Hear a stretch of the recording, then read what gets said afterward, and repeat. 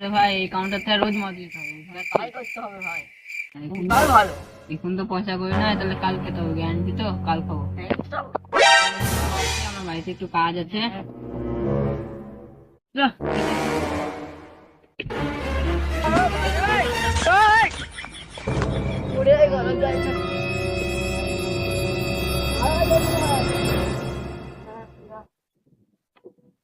A few moments later.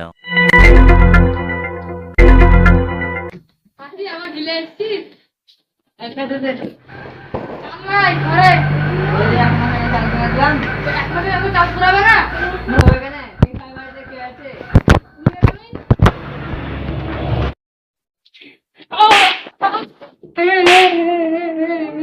কালকে আমি তো আমার মারতে গেছি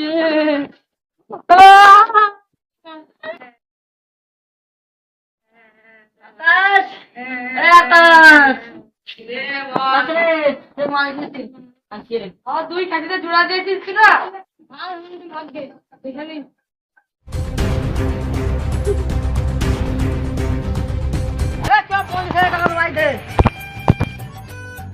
ভাই দুদিন বাদ দিয়ে দেবো বন্ধু। দিবি তো? হ্যাঁ।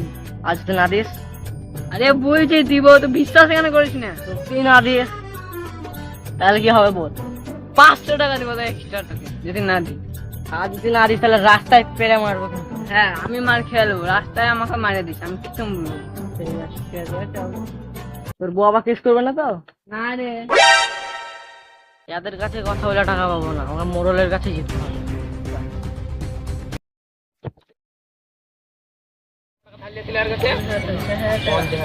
কদিন ধরে ধারলিয়া? এক বছর।